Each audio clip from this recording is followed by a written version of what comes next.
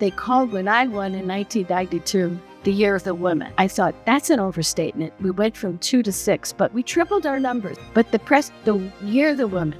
And California became the first state to have 2 women in the Senate. The first in the history, myself and Senator Feinstein. And there was so much bigotry then. People went, well, I could vote for 1 woman, but I can't vote for 2. And we said, why? You've been voting for 2 men your whole life. You never said anything.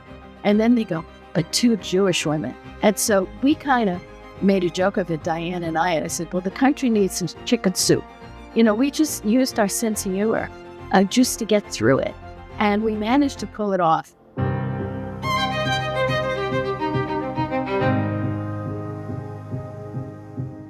Little did I know that I'd ever be in politics. I was a major in economics in Brooklyn College a million years ago. There were 3 women taking economics, and I was interested in being a stockbroker.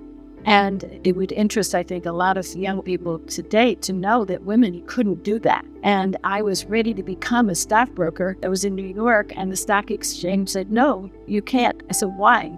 Because you're a woman, and only men can be stockbrokers. So I said, well, what do I have to do? Well, you could take the test, I suppose, they said. You could pass it, but you probably won't because all the guys get into this wonderful training program. I said, okay, I'll study. I studied and I passed, and I was able to be a stockbroker, but no one would hire me. So I got hired as a secretary and an assistant. And when the guys were out of town, I could run their portfolios for them. And they allowed me to do a little bit of my own work on the side. It was crazy. And the craziest thing about it was I didn't complain, because that's how it was. So when you say what made you get into politics, it certainly wasn't any role models. There were really practically none. But what turned it around was the Vietnam War. When I saw, right on my living room TV, our soldiers coming back in body bags and all the Vietnamese that were killed. And I said, this is wrong.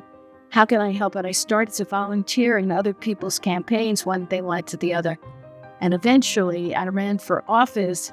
Although the reason I ran is my husband, because he was the one who was asked to run. And he said, I can't do it. I have to raise a family. I can't afford it.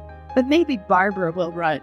I lost my first race, and then I won 11 straight times. So it's been an amazing career.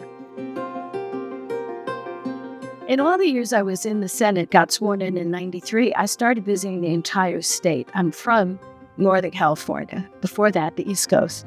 But Northern California is where we raised our children. And there was something about the Palm Springs area that just meant a lot to both of us. We saw the beauty of it. We loved it. And we said, well, go find a house. If you like it, buy it. And we did. The community is terrific. All the cultural arts that get supported here. And I'm in an organization called Do the Right Thing, which lifts up our children in our public schools and rewards them for doing the right thing and helping them with scholarships and emergencies. I just love honoring people in the community who have stepped up. This is what makes it special. If we forget that, if we just don't honor those who have stepped up, we're missing a chance, because it inspires everyone else to do the same. That ripple effect.